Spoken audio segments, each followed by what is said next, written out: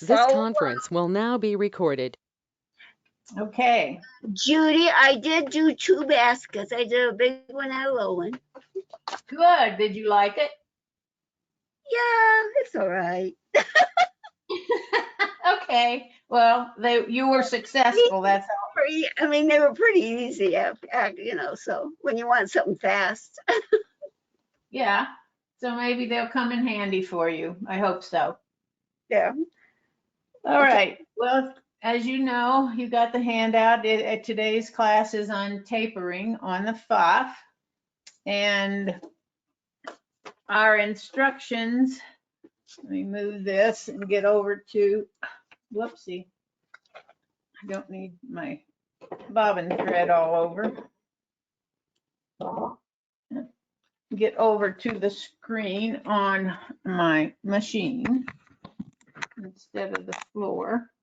Which one of these things are we following? The one that says tapering 4.1 basics? Yes, ma'am. That's where we're going first, and then we'll talk about the project a little bit, okay? Okay.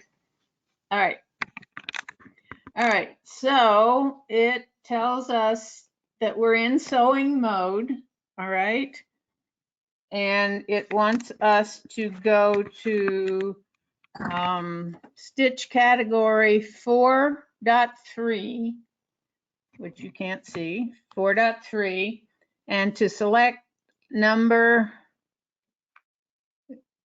6, I believe. Yes, number 6. Okay. Now, when we select that and it comes up on the screen, over on the right-hand side, you see the tapering option. And when you touch that, you will see all the various options that you can use in tapering. You can do top and bottom at the same time using the function, or you can do just the beginning end or just the bottom end, the end. I don't know how else to say that. Or you can turn it off. Right now it is turned off. And if we go to the multi option and we turn the page to number 2, we want to touch the 45 with the straight side on the, you can use either, they have 2 45s. Let me say that. You've got one with where the straight side would be on the left and one where the straight side would be on the right. So the author suggested here that the straight side would be on the right. So that's the one up here in our little window. So we can close that up. And now you see on your screen that you have an extra symbol at the top of your stitch line. And it looks just like the symbol on your reverse key. And that's because when you start out sewing this, it will taper the beginning end of your line of stitches. And when you touch either this icon, which is active, or you touch the reverse key on your machine, it will immediately start to do the end taper for you. So let me find my pieces of scraps here and demonstrate that for you. Okay. So I'm going to work with needle down in case I stop. And when I start sewing, it's going to immediately do the beginning taper. And I'll let it stitch for just a little bit. And then I'm going to touch the symbol on the screen. Well, that was crazy. That didn't work right at all. Huh. I wonder if the machine is having a bad day today. Let's try that again. Let's start over from the beginning. And this time I'm going to use the reverse key on the machine.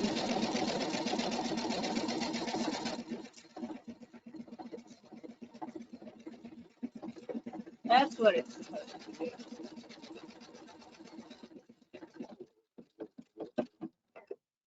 Okay.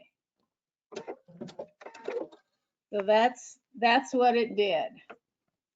The beginning taper, I let it stitch for a little bit, and then when I touched reverse key on the machine, it did the end taper. All right. So if you've got a piece of fabric and some stabilizer there, you can test that out for yourself. While you're doing that, I'm going to have a discussion with this symbol on the screen, and I think it may have been my fault that I touched it accidentally twice instead of just once, because in the directions somewhere it says that if you touch the one on the screen and then you touch the one on the machine, it will sew backwards, which is what it did. But it also seems to do it if you happen to accidentally touch the one on the screen twice.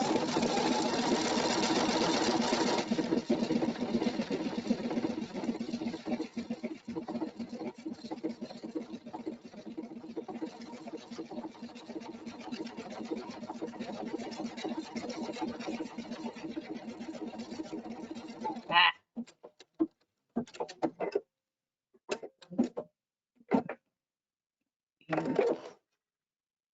Naughty.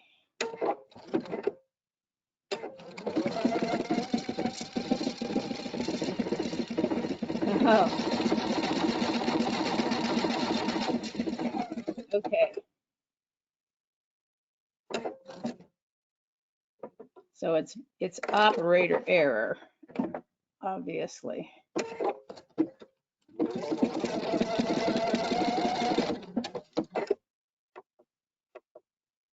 Okay.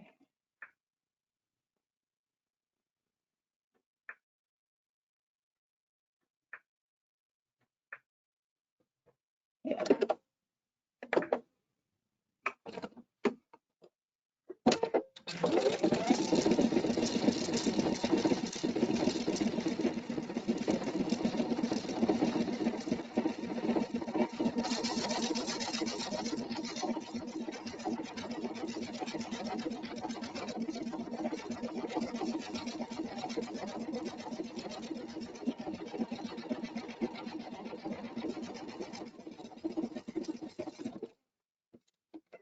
Okay. I used the one on the screen this time, but it wanted to complete the pattern repeat before it did the taper. And I'm going to test that using the one on the machine.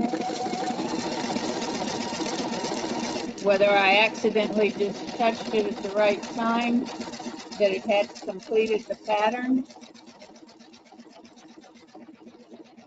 Well, mine's doing the same thing. Mine just, when I stopped it, it went backwards and did it. Pardon me? Mine's doing the same thing. When I started again, then it just did it backwards. Okay, that's all right. See the lights here above the needle? Uh-huh. Okay. If I touch the one on the screen, that one light comes on. I don't know if you can really see Yes, that. This I one can. on the right came on. Yes. Okay. Uh-huh. And that says finish the pattern. If you look at the little tiny symbols above there, there's a symbol that looks like this one, the triangle with the line at the top, Right. but this triangle has the line at the bottom.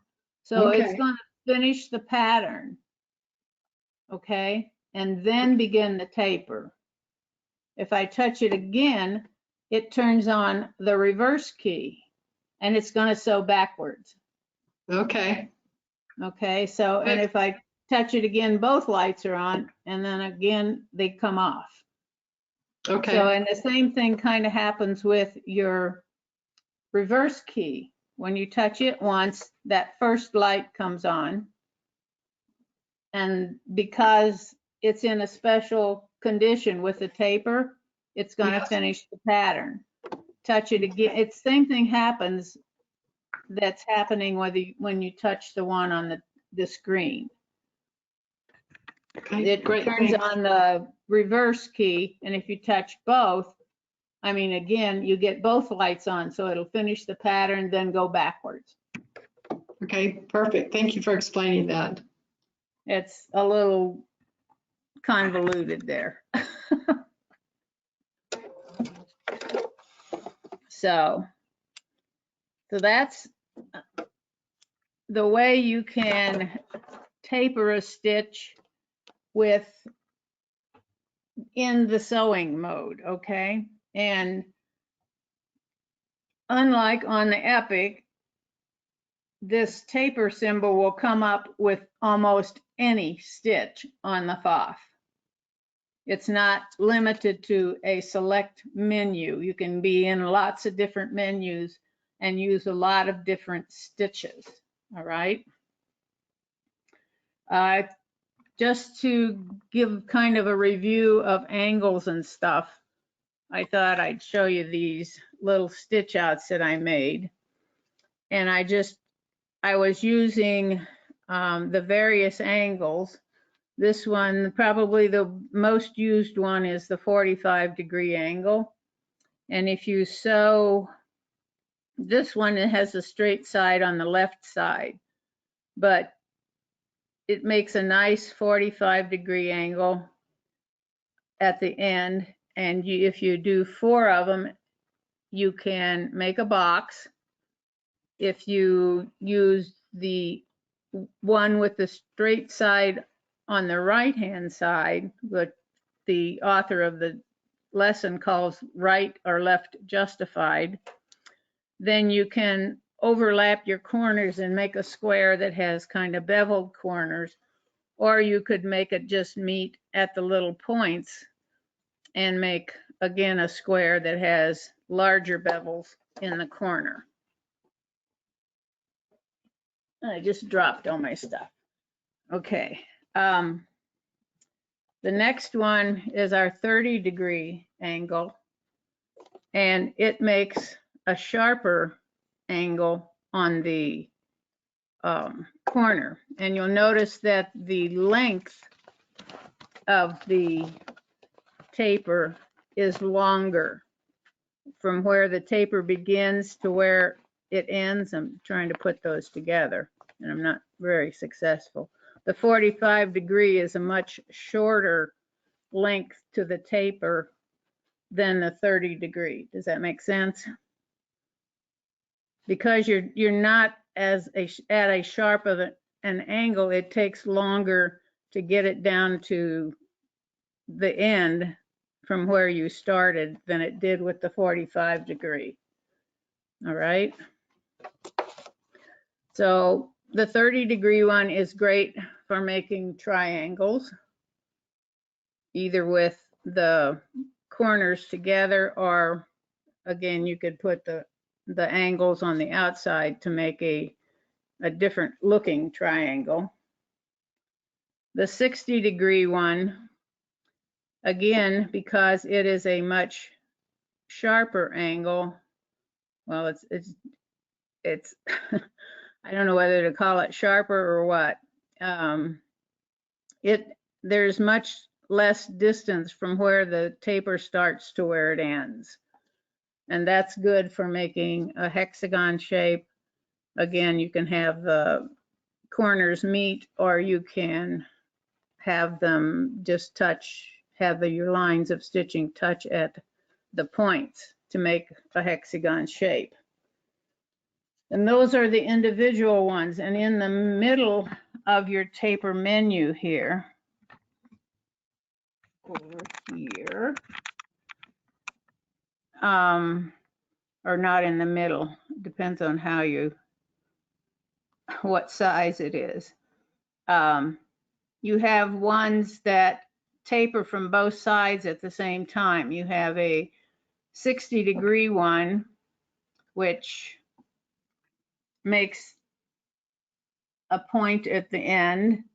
You have a, stop it. You have a 90-degree one, which is not as sharp a point, and then you have a 120-degree one, which is even less sharp point. And what it is each side is like on the 120, each side is angled at 60 degrees.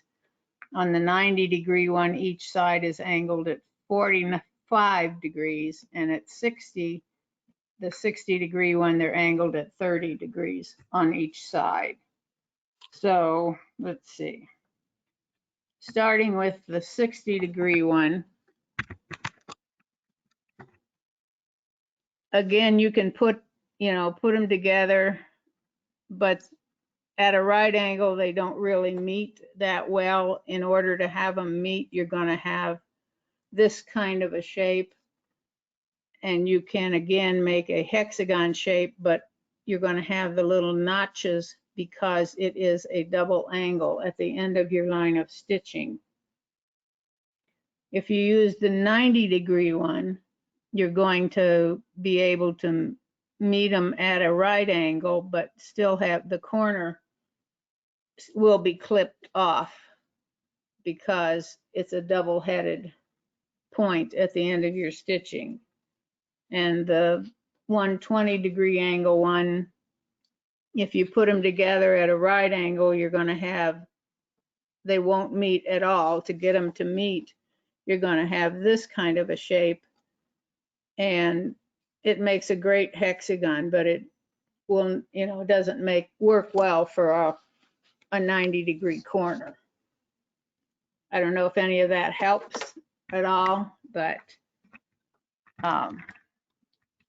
I like to explain the different angles and what they look like when you use them.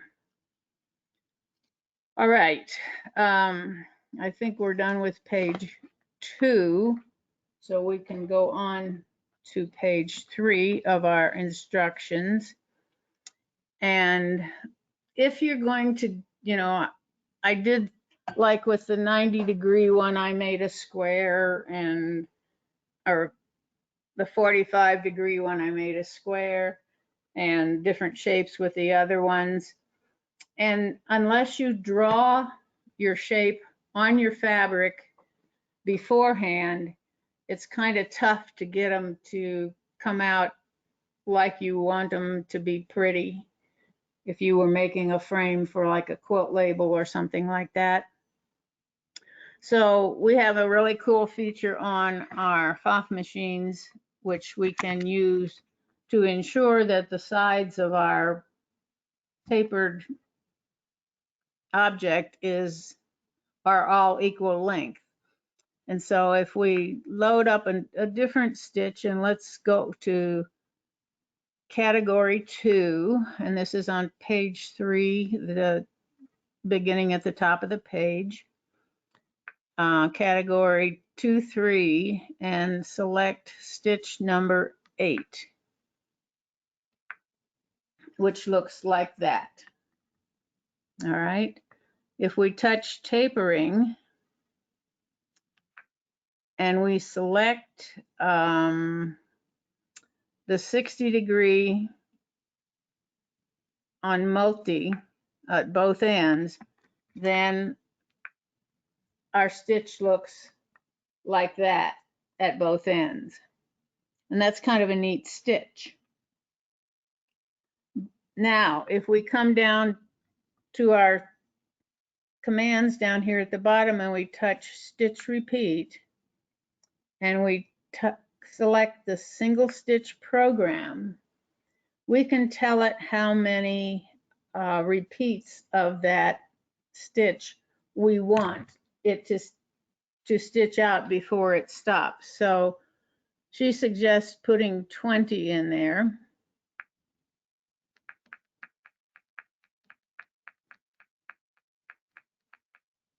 I'm going to put 15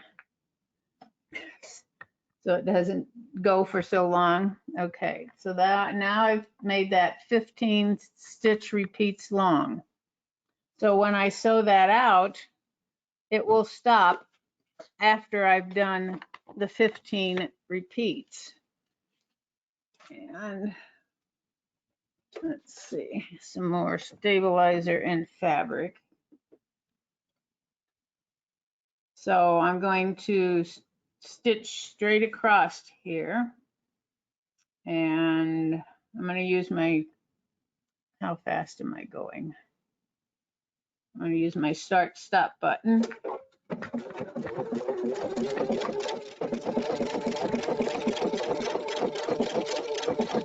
Just go a little faster.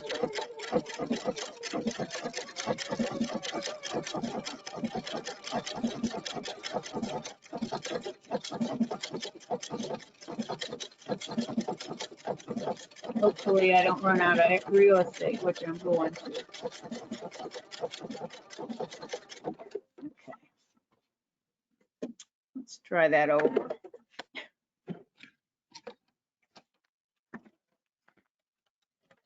Come on.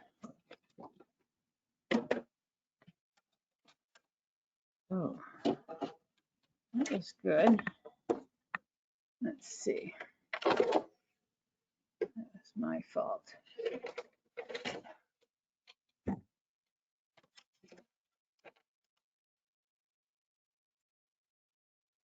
All right.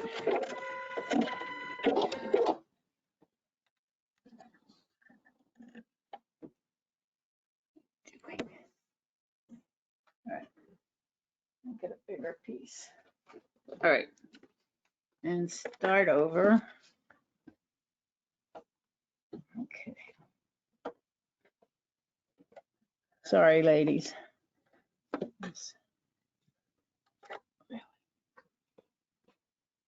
Okay. Start at the beginning, not reverse. Stop, stop.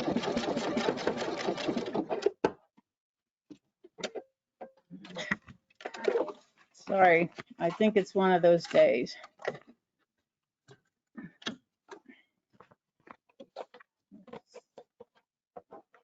Start at the beginning. There we go.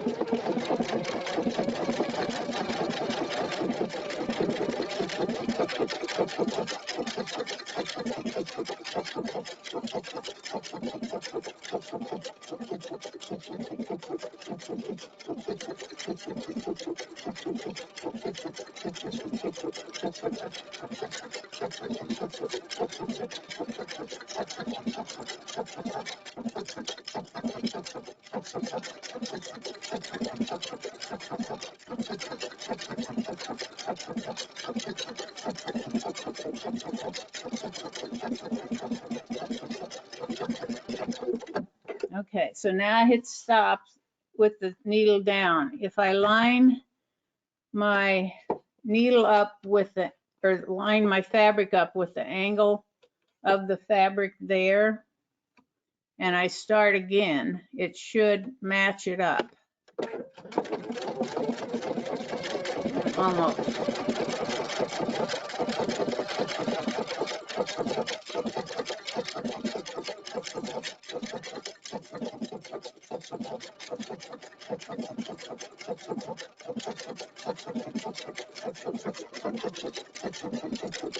And if I finish this and go ahead and sew the third side of this, it should make a nice complete triangle like it shows you at the bottom of page 3.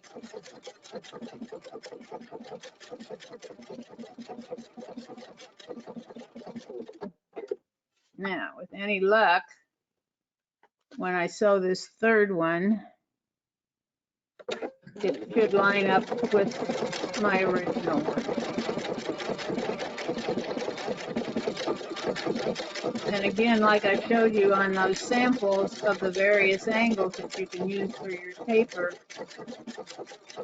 those determine what kind of a nicely closed shape you can create with the different angles.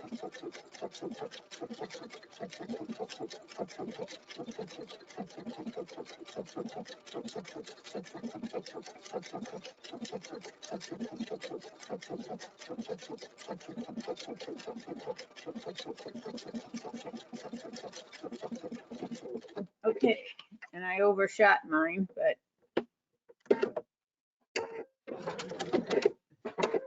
come on, up.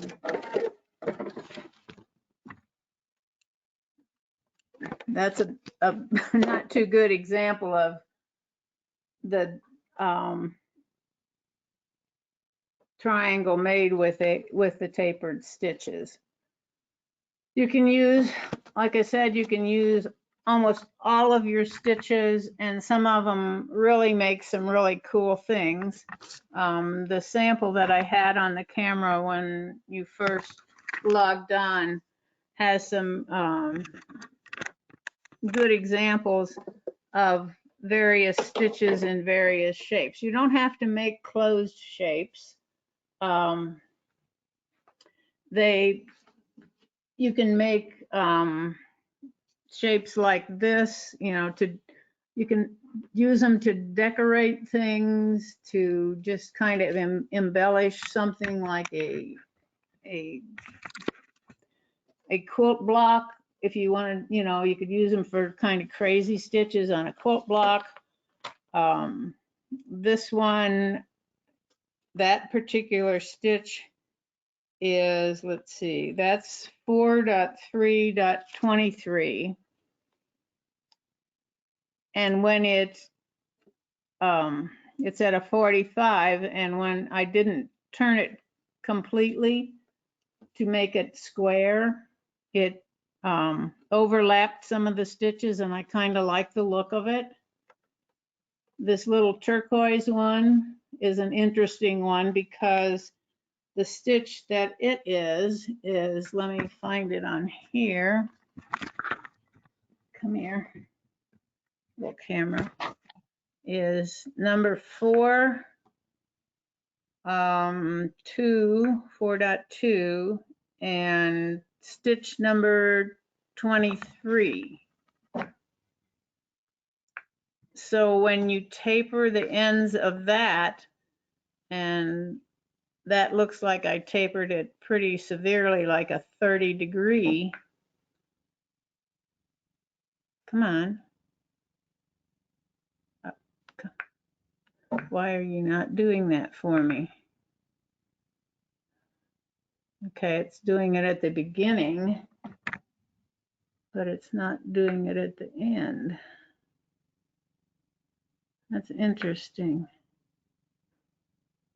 Oh, oh, my fault. I still had stitch repeat on. Okay, if I turn that, I'm going to set that to like.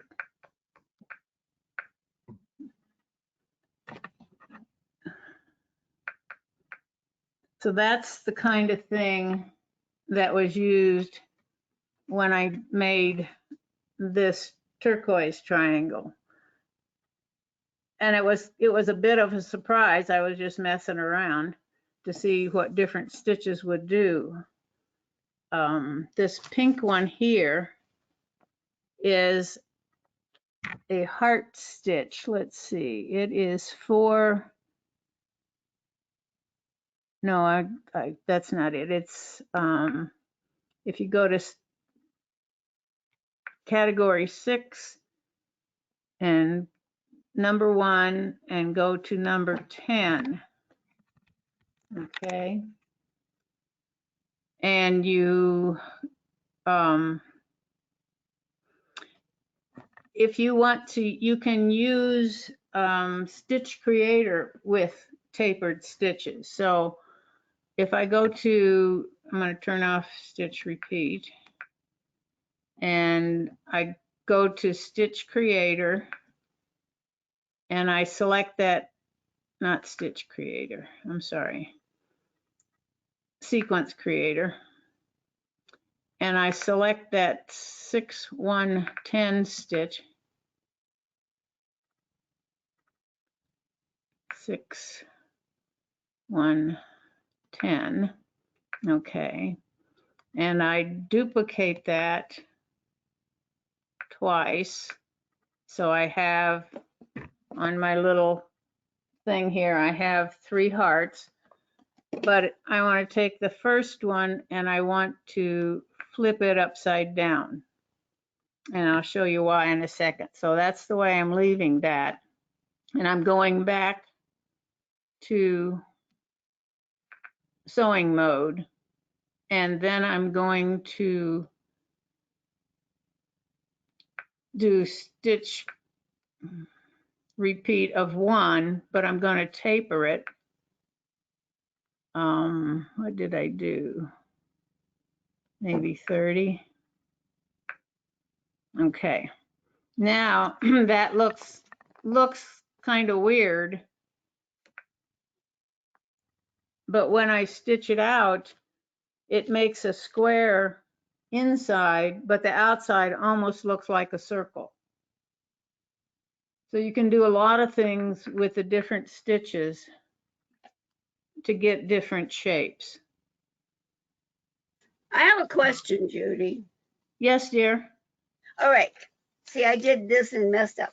So when you do a stitch and then you turn, how do you line, how do you line it up?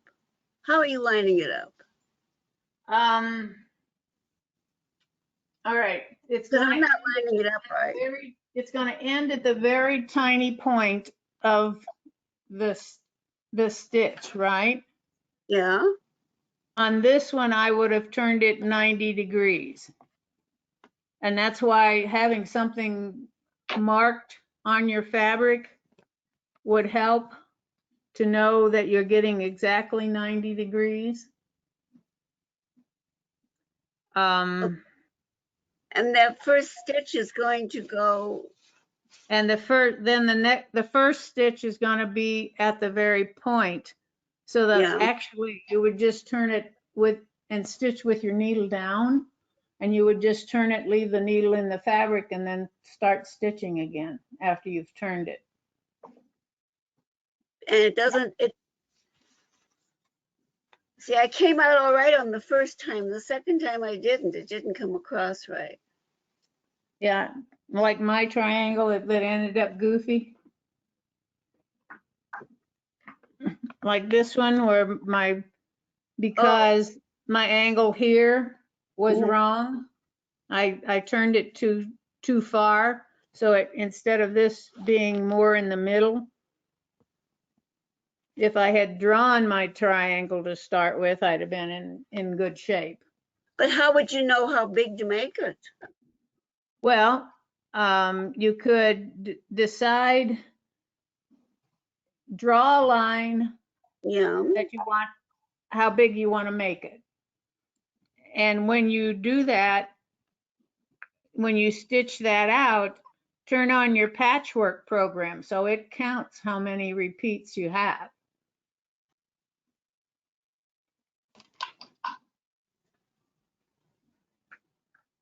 Okay. Where does it tell you that? In the instructions, it doesn't tell you that. But under stitch repeat down here at the bottom, Liz, you have 2 choices. You have patchwork and you have single stitch. Yeah.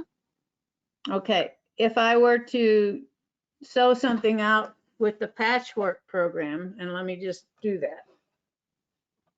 Judy, could you please show us what that pretty stitch was you did that triangle with? This turquoise one? Yes, This that one. What stitch is that?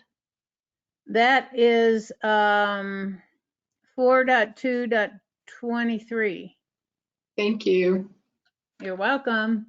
Okay, I'm going to stitch with the patchwork. Well, let me change that so I'm just doing a stitch, okay? Yeah. Okay, let's do the one Lee was liking. 4.2.23, okay? And I'm gonna taper that at 30, okay? So I'm gonna start stitching.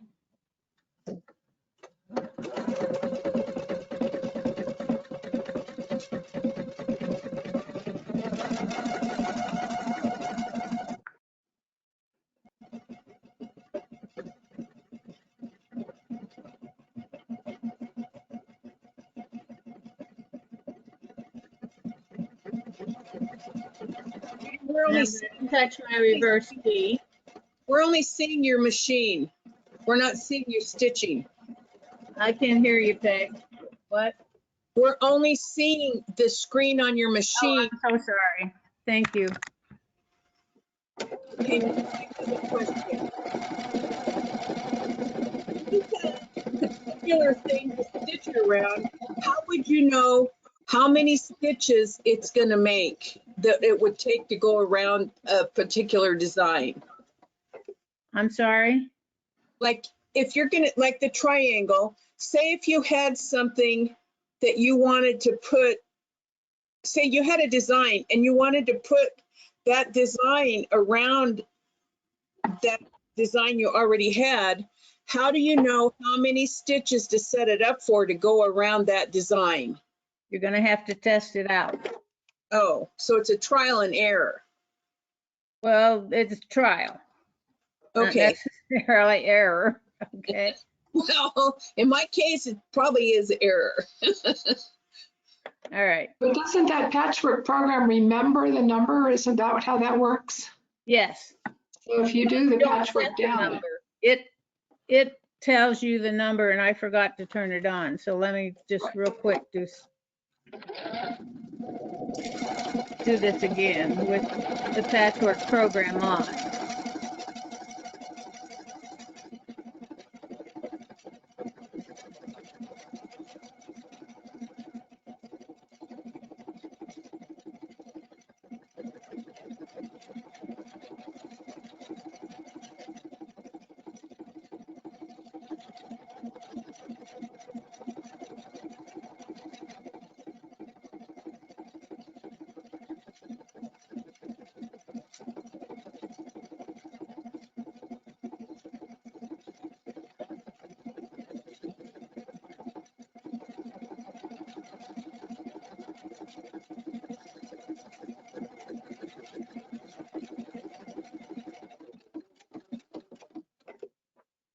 Now it tells me that I have seven repeats of my stitch.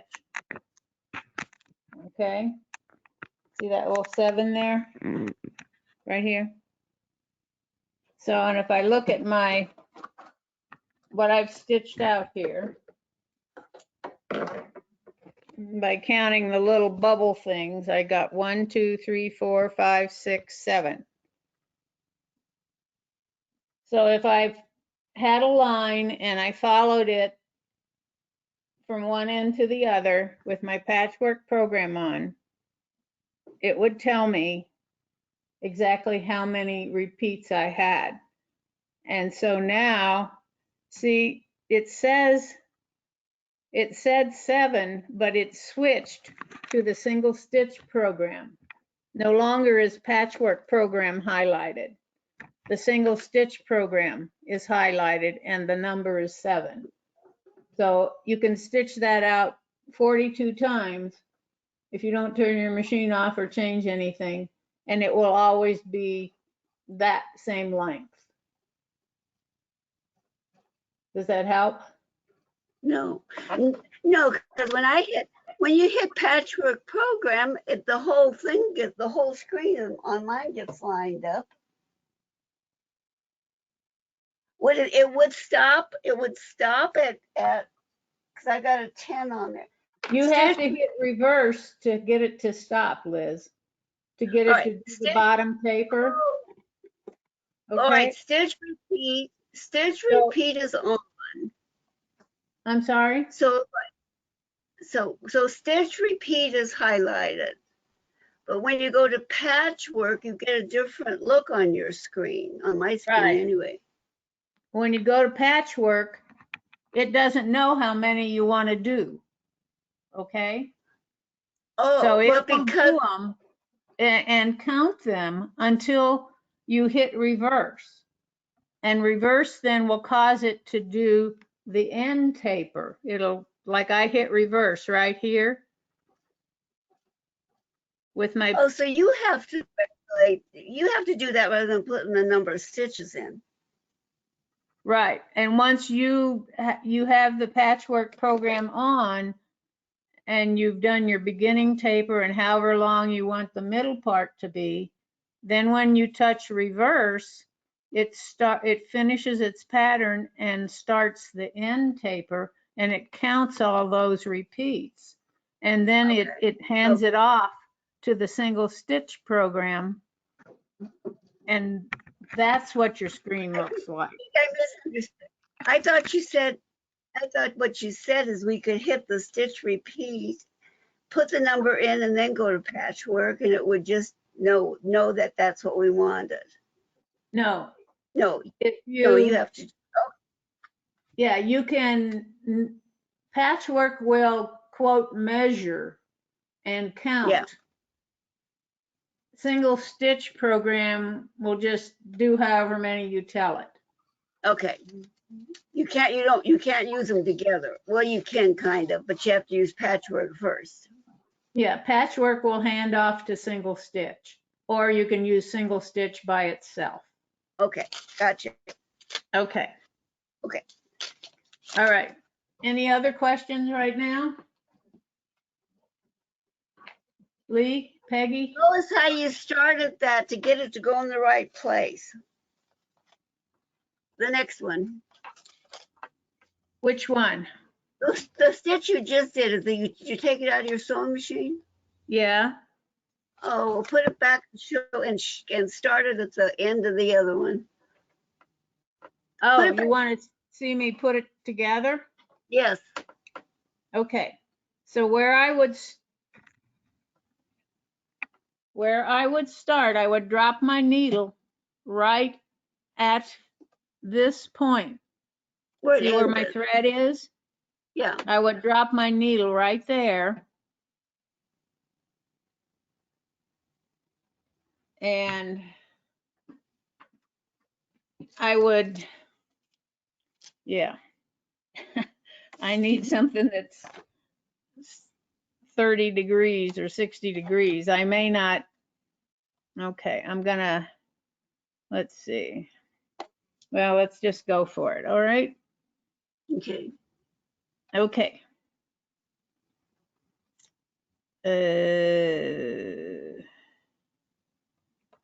If I come out here.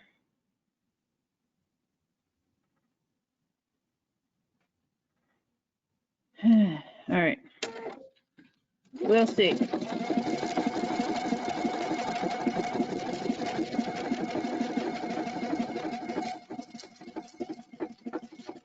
I'm not doing well.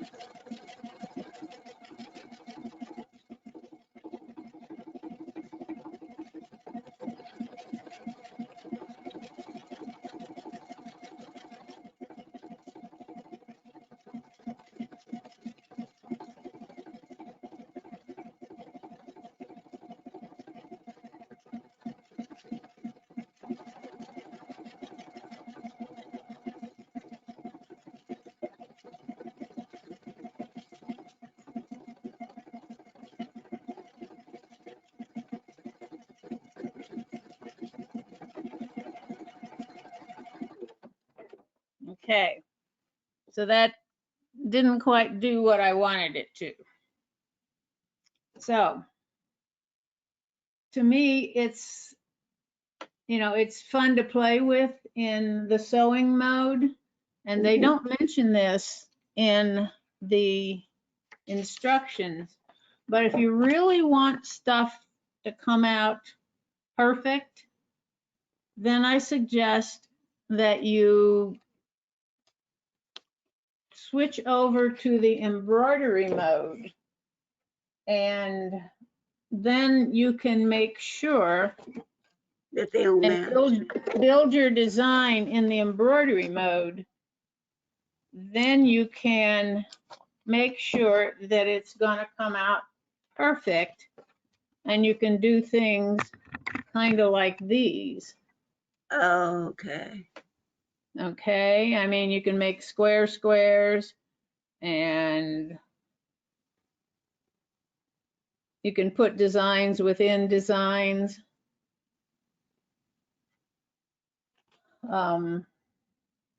Let's see, I think, okay, let me do this.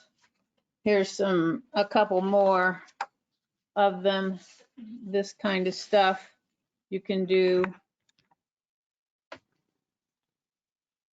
And make some really, really nice shapes. And even make multicolored ones Ooh, by they're all using the pretty. embroidery mode. And I'll show you that, okay? Yes, please. All right, let's see. Okay, so what I'm gonna show you that. Well, let's just go to the embroidery mode here. Quit apart here. All right, so instead of being in sewing, I want to go to embroidering, and that makes my machine lock up. So I don't know why, and I know Lee at times has this problem. That you try to switch from sewing to embroidery or back, that it will lock the machine up, and you have to just reboot it. So sorry, bear with me for that, please.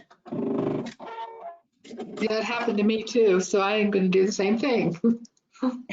Okay. All right. Come on, my friend. In the meantime, if you've looked at the project, this was one of the things they wanted you to stitch this out, and they wanted you to use decreasing number of stitches and then to make them next to each other. So they would make this kind of diamond shape.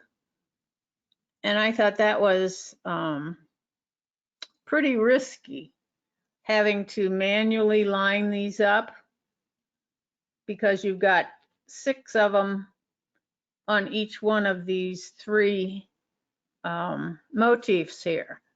So I did mine in embroidery, but in the meantime, let's go do this. Okay, so I'm going to go into Sequence Creator in embroidery. All right, and I'm going to pick that stitch. Lee, remind me what it was, please. It was 4.2.23. Okay. And if I want it to be 7 long, then I can go in there and I can do duplicates. 1, 2, 3, 4, 5, 6, 7. Once I've got however many stitches I need in Sequence Creator, then I'm going to touch OK. It's going to take me back to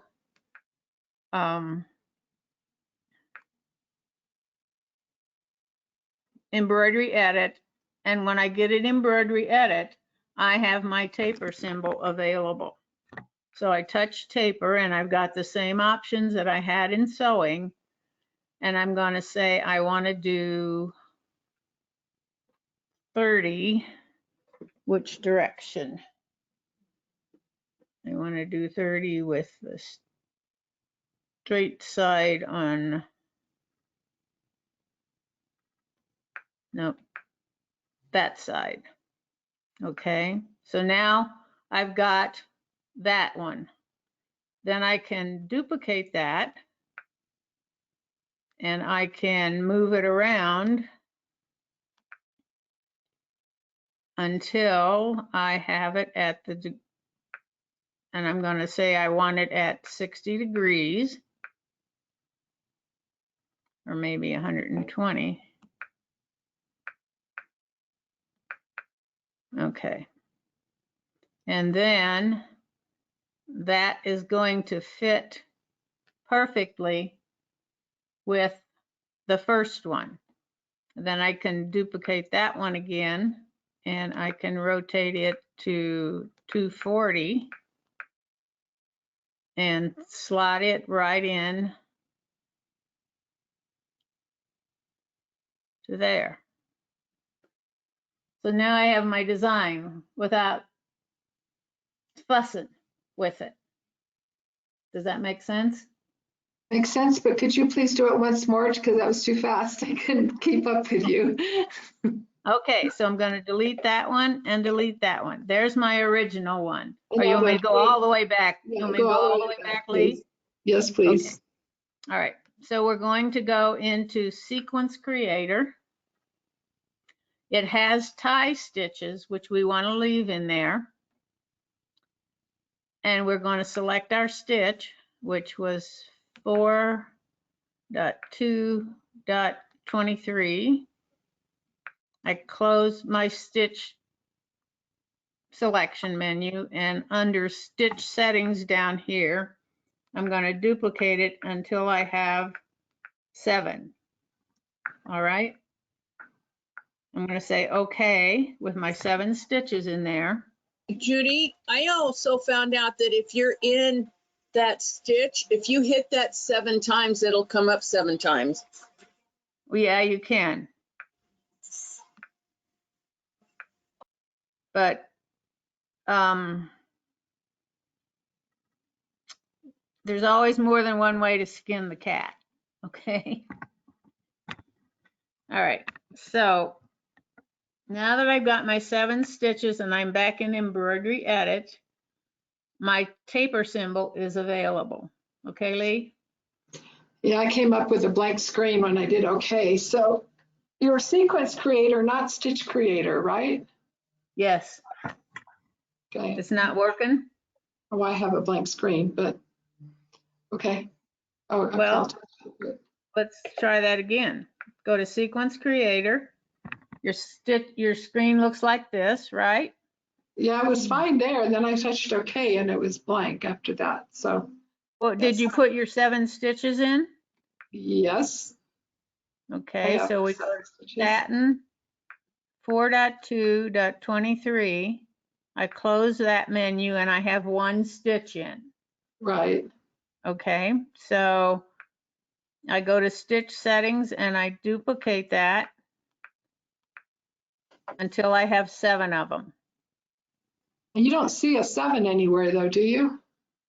You don't see what? You don't see the number 7 anyplace, do you? No, but it tells me I'm on stitch 8 of 9. So the Okay. 9 stitches are my 7 stitches plus my 2 tie stitches. Okay, now I'm on 8 of 9. Now I see. Okay. Now touch OK. And what happens? I have a blank screen. Let me see. Maybe it's hiding. You know what? It's hiding up here. I see it now. I have to bring it down. Okay, did you? Yep, Okay. that's what it is. It was hiding. Okay. Well, shame on it.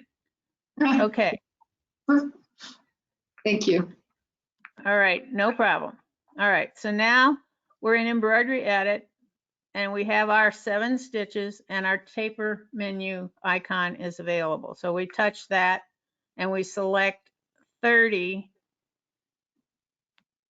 with the straight side on the left or on the right. Okay. Right. So now I have that funny looking little line of stitches. I select it and I duplicate it. I touch my rotate. So my control wheel is now in rotate mode. Okay. I touch my 0 above the control wheel so I can type in 120 for my angle. And then I can move that into place.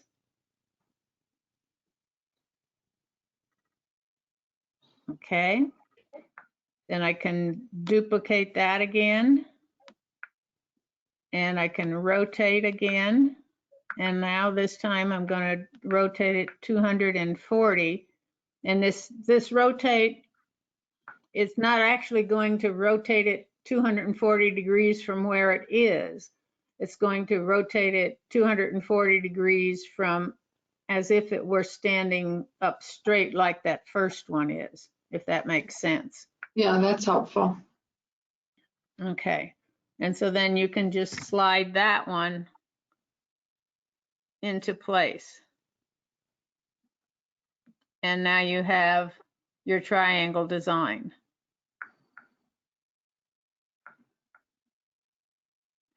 Thank you. Well, you're welcome. Anybody else have a question? Okay. If you, go ahead. Okay. So I can just, Judy, I have a question. okay, Liz. Okay. You know, you get one stitch in, and then what do you hit to get a bunch more in? My screen looks really strange, different than yours. Okay. On Sequence Creator. Wait a minute. Wait a minute. Let me cancel this thing. Okay, let me put it all in the trash. Okay. Sequence Creator. Okay. Okay, I'm going into Sequence Creator. Uh-huh. And let me get rid of these. Okay, so now I've got, when you go into Sequence Creator, you have 2 tie stitches, right? I only have one. I only have one little thing up there. You don't have a green one and a white one? Wait a minute. Yeah, I do have 2. One's a white one. Okay. Okay, so now go to your load stitch menu. And let's go to category 4, 4.2, and number 23 is the one we were messing with, okay? So that put one of those in there. So now you should have 3 stitches. It should say 2 of 3. Wait a minute. Over here. Wait a minute. I got, oh no, wait a minute. I messed up. I hit the wrong thing. Cancel. Okay, take your time. Sequence Creator. Okay. Go into this, hit the button for satin, go to, go 23, close it. I only have one. Okay, yes, and then you, with your stitch, now you're going to open up stitch settings down here at the bottom. Okay. And see your little duplicate icon, this one that looks like a bunch of pages stacked together. Uh-huh. And If then you you hit touch that, and it'll start adding stitches to your line of stitches. if I put a 7 in there, will it put it? But yeah, it does it by itself. Oh, okay. Okay. Then you go, and then you say okay, and it takes you back to a stitch edit, right? And then it takes you back to embroidery edit. Yes. Embroidery edit. Yay! Okay. Okay. I guess I don't know what I was looking for, but I didn't. I see it now. Okay. Okay. All right. Any other questions with this for right now? I don't know why it's Lee. You okay? I'm good. No, I saved it and I joined it and I'm done. Okay. Thank you. All right. Now, if you're going to do something that is a little more, has a few more pieces like this thing, all right? What I did was Okay, I went into, again, I went to Sequence Creator. And this time I went to, I think it's again, but I want category 4-3. And I want stitch number 17, which happens to be one of my personal favorites. Okay. And I adjusted that. Let's do 4. So I can either hit duplicate or I can hold it and I can type in 4. And actually I want to type in one less than, because I already had one, so I'm going to delete one. So I have 4 of my stitches, and I need to do something else first. I forget all the time. 17. I bring my first stitch in, and I am changing, the stitch length comes in at 14, and in the instructions for the project, they say to change the stitch length to 16. So that's what I did. And then I proceeded to make a row of 4 of those stitches. All right. So I've got my 4 stitches, my 2 tie stitches. I touch my OK. I go back to embroidery edit, and I'm going to change my hoop because then you can see it better. Okay. So now I've got my 4 stitches. I touch my taper icon, and on this one, I'm going to do 60 with the straight side on the right side. And now this is what it looks like. All right. Can't see it. I'm sorry. Can't see it. You can't see it. Does that help? Oh, there, now I can. Thank you. I need a camera operator. So, okay, so now I want to make one. If you look at this, we've got 4, 3, and 2. So now I want to make one that has 3 in it. So if I duplicate that one and kind of move it over here, then Sequence Creator is still active because it's pink instead of being white. So I can touch Sequence Creator again, and it brings up my row of 4 stitches.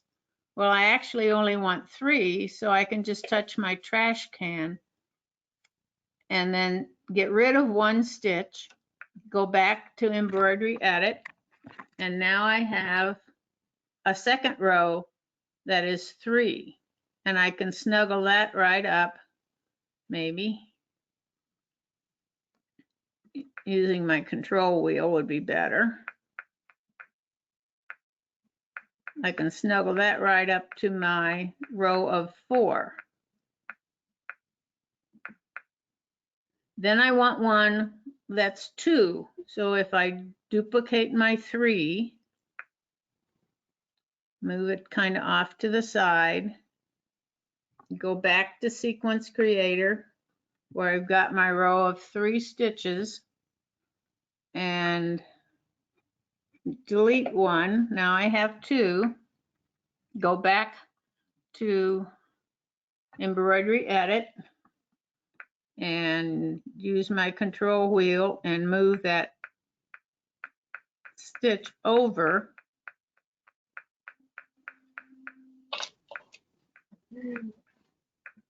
Come on.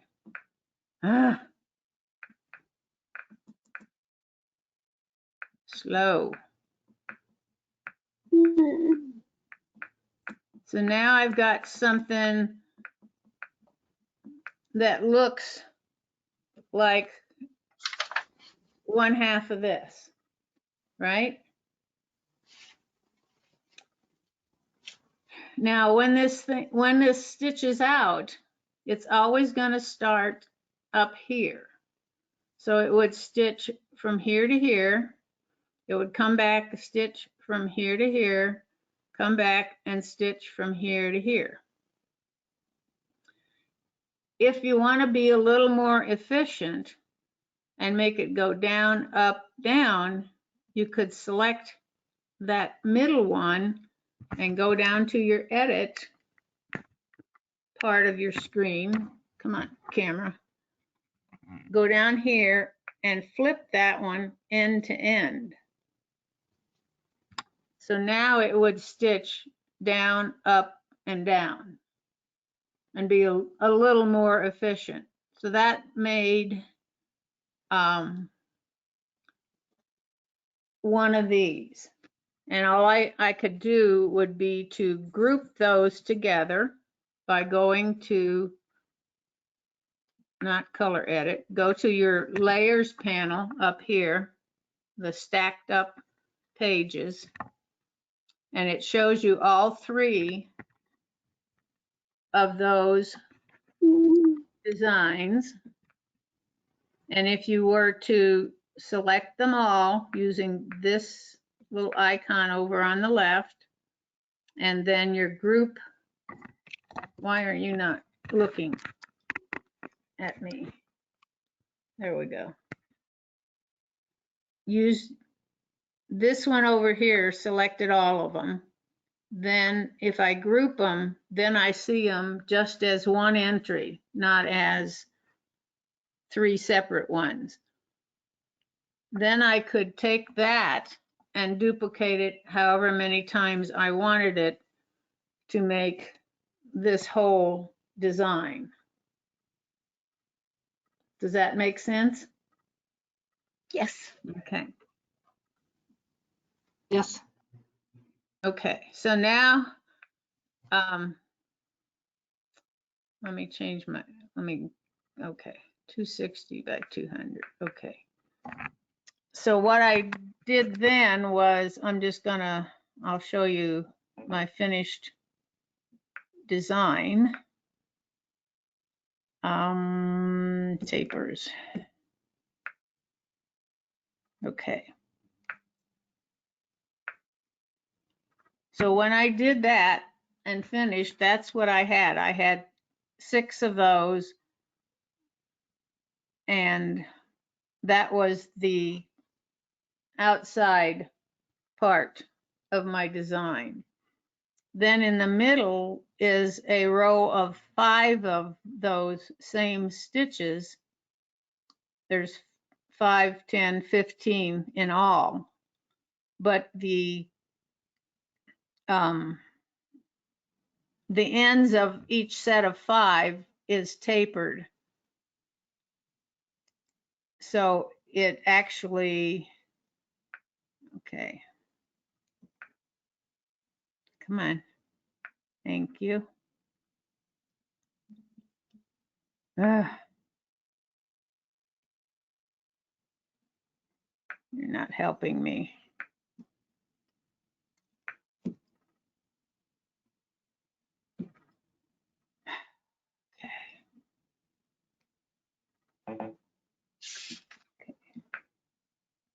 All right, now do that one.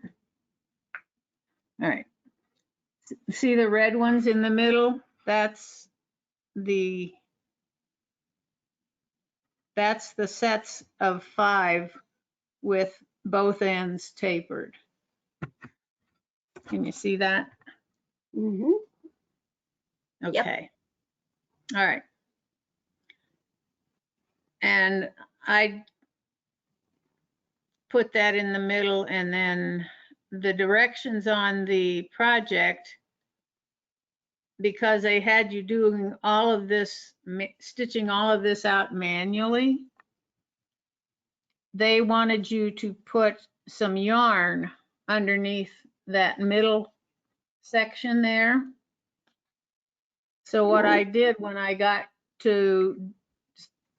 ready to stitch that middle section out was I took my glue stick and I ran a line of glue right down the middle of, I stitched these out first, then I ran a line of glue down here, laid my ribbon down, put some water-soluble topper over it and then let it stitch out that middle section.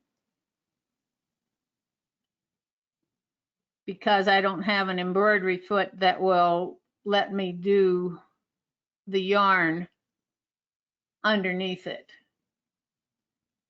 So you could put a piece of ribbon down there or whatever.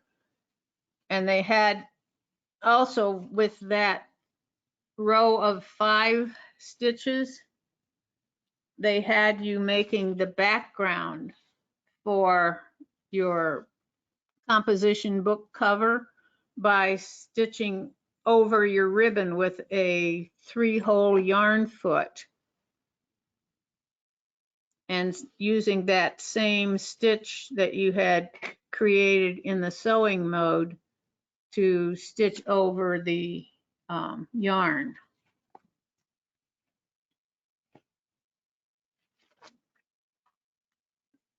So is any of that making sense, Yes.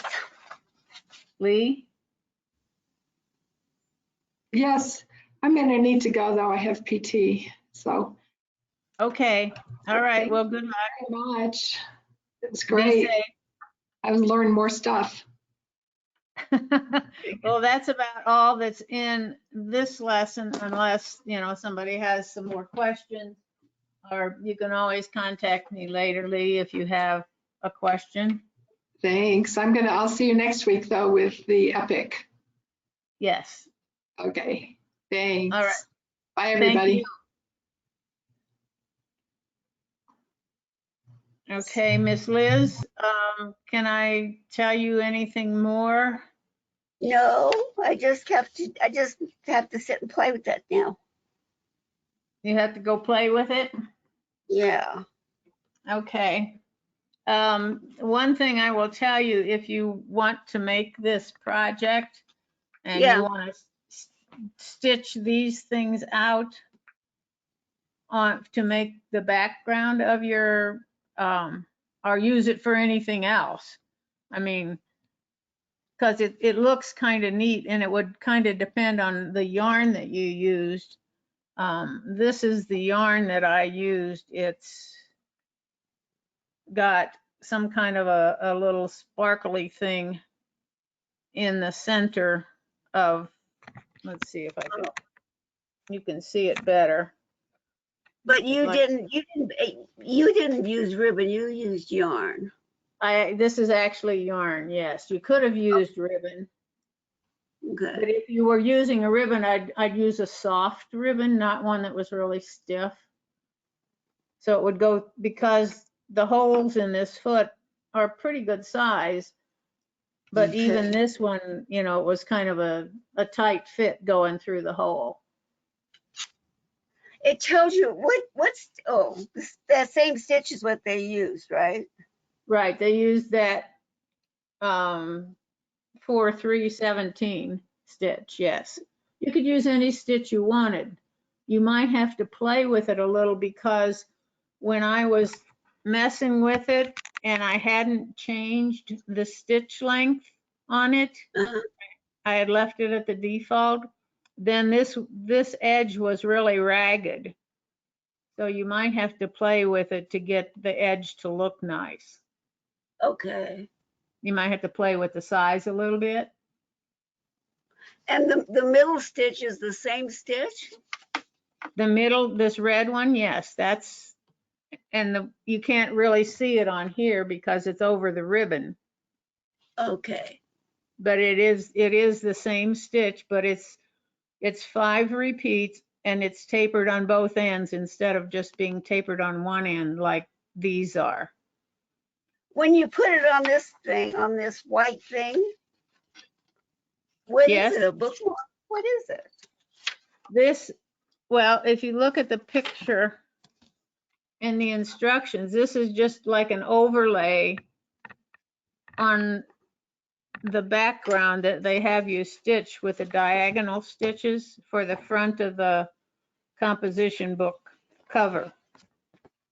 Oh, so it's just, you sew it right on the cover. It's not Right. It's not a thing that goes around or anything. No, it's just a kind of a decoration on the Oh, cover, okay. okay? Yeah, because I Uh, was looking at it, I saw something the other day that kind of goes around and I guess holds the book together or something. Oh, kind of like a bookmark, an elastic thing? Yeah, that's what I kind of thought that might be. I didn't look, 'cause I didn't look at all the directions. Okay. Okay, and then they also tell you to take your zigzag stitch. They want the yarn to go all the way up to the top. Uh-huh. They tell you to take your zigzag stitch and tack this down on both ends, Oh, okay? So it stays in place when you put your cover together, oh, okay. okay? Okay. There was something else. Oh, so I thought I'd be smart, right? And I would take this into the software, right? Uh-huh. So let me delete this. And when I took it into the software on my computer and I looked at it, well, how'd he do? Come on. Can you see the difference? See what happened? Look at my edges here. I know it. It's got little, yeah. The taper is gone. There is no taper. You do have a taper, don't you, at the beginning No, though? Why no. does it look like that? Well, let me bring the other one in and have them side by side. Okay, hang on. Okay.